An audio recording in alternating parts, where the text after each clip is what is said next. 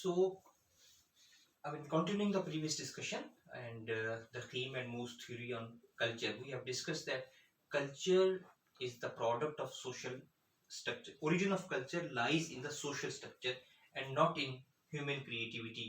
यहाँ पे लेकिन ये बात याद रखिए कि we are using the term culture in the wider sense. Culture not in the terms of just art and literature, but culture as the overall way of life of people. So अच्छा, ये जो last में बात की इस पे खासा criticism है, यानी ये एक तरह का मतलब, क्योंकि रिसर्च मेथड के एतबार से भी कुछ लोगों ने जब फर्दर रिसर्च की तो जो भी एविडेंस ऐसी आती थी जो जिसमें होता था कि सोशल स्ट्रक्चर के अंदर मसलन 4 कैटेगरीज हैं और लोग 2 कर रहे हैं, उस एविडेंस को दखीम इग्नोर कर देता था, right?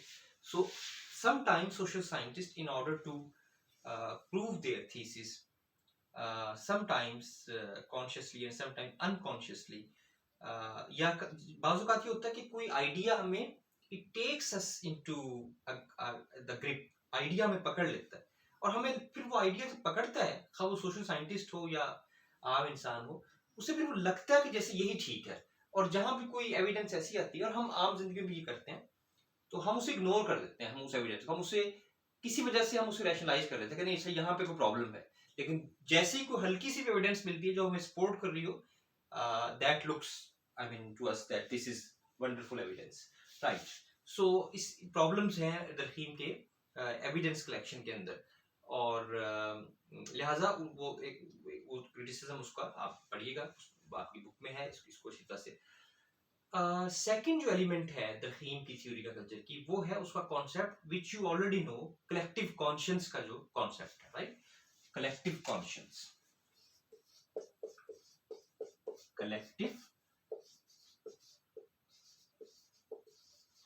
Conscience, collective conscience means के सोसाइटी जो है उसमें लोगों की शेयर्ड वैल्यूज और शेयर्ड बिलीफ सिस्टम है, और खास तौर पे रिलीजन जो है यहाँ पे दखीम emphasizes the role of religion to formulate, to develop collective conscience.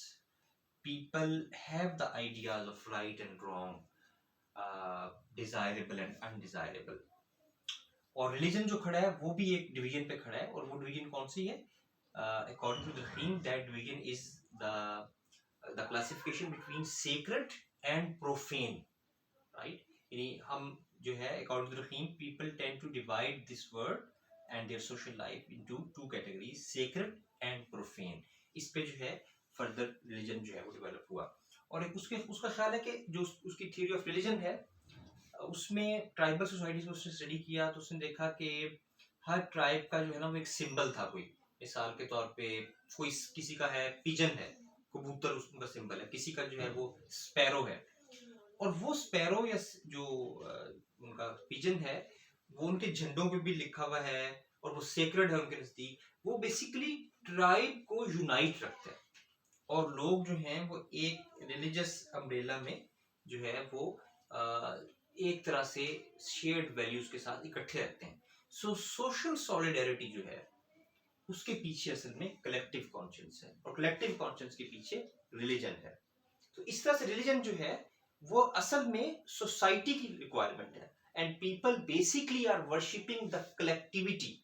जो चीज सबके लिए, कत्ल करना गलत है, चोरी करना गलत है, all those things which basically are harmful for society, they are major sense. यानी 10 कमांडमेंट्स जो हैं वो सारी की सारी वही हैं जो अब्राहमिक रिलीजन में है, कि वो सारी की सारी फैमिली सिस्टम है मिसाल के तौर पर, उसकी जो सेंटिटी है फैमिली सिस्टम की। So all those things which reinforce society, वो असल में पॉजिटिव चीजें हैं, वो अच्छे काम हैं, और जो चीजें, यानी दिस इज अगेन मैंने कहा कि ये एक तरह का इस पे खासा क्रिटिसिज्म है, but this is Durkheim's way of looking at, he I mean connects everything with social structure, whether it is culture और रिलीजन। सो ख्याल में कि सोशल स्ट्रक्चर ही असल में जो कुछ भी है that can be ultimately explained by social structure। ये दरखीमियन सोशियोलॉजी जो है उसमें हर चीज का जो ओरिजिन है, जो हर चीज का कॉज है, वो सोशल स्ट्रक्चर में है। और इसी चीज को फिर फर्दर मार्क्स जो है वो हर चीज के ओरिजिन को इकोनॉमिक स्ट्रक्चर पे ले जाता है। तो बेसिकली दखीम और मार्क्स जो है यहाँ से बहुत सिमिलर में बनते हैं। हम मार्क्स को बाद में डिस्कस करेंगे इसी in the series of lectures, marks और कल्चर। सो एक तरह से रिडक्शनिज्म है दखीम में भी और मार्क्स में भी। So they are structuralist reductionism, right, you can say that. So collective conscious religion इसके पीछे, और कलेक्टिव कॉन्शियस जो है वो उसके बाद जो है एक तरह से सोसाइटी सोशल सॉलिडरिटी। अब जो सिंपल सोसाइटीज थी उनमें ये कलेक्टिव कॉन्शियस बहुत स्ट्रांग था, रिलीजन भी स्ट्रांग था। So what happened that they were very glued and quite people were thinking similarly, उनके fears उनकी hopes जो थी वो एक जैसी थी। तो इससे खास तरह की सॉलिडरिटी पैदा हुई, सोशल सॉलिडरिटी। और उसका नाम आप जानते हैं, इस सोशल सॉलिडरिटी का नाम है mechanical solidarity. Why mechanical, why chose the word mechanical? आप में से कोई बता सकता है? इस पे सोचिएगा कि व्हाई मैकेनिकल। मुझे इसका आंसर जो है बताइएगा कि why mechanical solidarity is the word for solidarity which is of a simple society. Solidarity of a simple society, pre industrial society के लिए उसने कहा है mechanical solidarity. With the passage of time जो सोसाइटी है कॉम्प्लेक्स होती गई, division of labour बढ़ती गई, कलेक्टिव कॉन्शियस जो है वो वीक हो गया, यानी उस तरह का कलेक्टिव कॉन्शियस। लेकिन एक नई तरह का एक कलेक्टिव कॉन्शियस पैदा हुआ, and that was based on interdependence of different professions, different, क्योंकि डिवीजन ऑफ लेबर थी, कोई डॉक्टर है, कोई अकाउंटेंट है, कोई आर्टिस्ट है, so they were depending on one another. So this interdependence of specialized fields of occupations gave rise to a new kind of solidarity which is called organic solidarity. ये आपने बताना है कि organic solidarity उसने नाम क्यों रखा? Mechanical solidarity for simple societies and pre-industrial societies, and organic solidarity for industrial societies. फिर उसने ये बात भी की कि जब ये बहुत ज्यादा हो जाए, स्पेशलाइजेशन बढ़ती चली जाए, तो फिर एक खतरनाक सूरत हाल भी है, सोसाइटी डिसरप्ट हो सकती है। सो यहाँ पे अलार्म एक बजता है कि ये सूरत हाल खतरनाक है।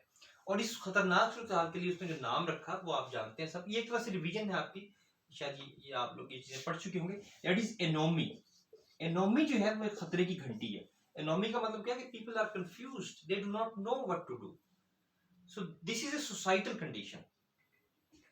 नॉर्मलेसनेस, नॉर्म्स का पर्पस क्या है कि गाइडेंस, गाइडेड बिहेवियर। आपको पता है, अच्छा मैं यहाँ हूँ, मैंने ये करना है, मैंने ये करना है, मैंने सोना कैसे, मैंने खाना कैसे, आपको पता ही कुछ नहीं कि करना क्या है, what is required, what is expected of me. Expectation का नाम नॉर्म है ना। आपको पता है कि मुझसे ये एक्सपेक्ट किया जा रहा है, आपको पता ही नहीं कि मुझसे क्या एक्सपेक्ट किया जा रहा है, मैं क्या करूं, किसको खाऊं, मैं नहाऊं ना नहाऊं। तो ये सूरत हाल जो है ये एनोमी की है, राइट। सो एनोमी की कंडीशन जो है, अब ये प्रॉब्लम है, इस प्रॉब्लम को हम कैसे दूर कर सकते हैं, how to address this social issue of anomie. तो दखीम जो है वो ये कहता है कि जो प्रोफेशनल एसोसिएशंस हैं, associations of different professions, they should connect with one another.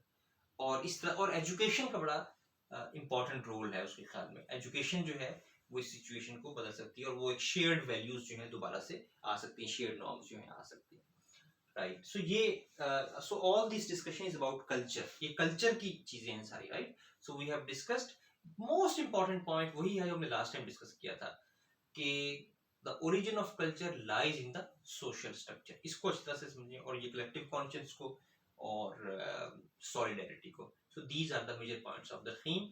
और इस पे क्रिटिसिज्म जो है मैंने कहा कि बहुत है, कि ये एक तरह से एक तरह से एग्जैजुरेशन है, वन कैन से दैट, मतलब this is denial of agency, आप ये कह सकते हैं सबसे बड़ा। और इस पे क्या आपके ख्याल में क्रिटिसिज्म आपके जहन में आता है, share in the discussion. Thank you very much.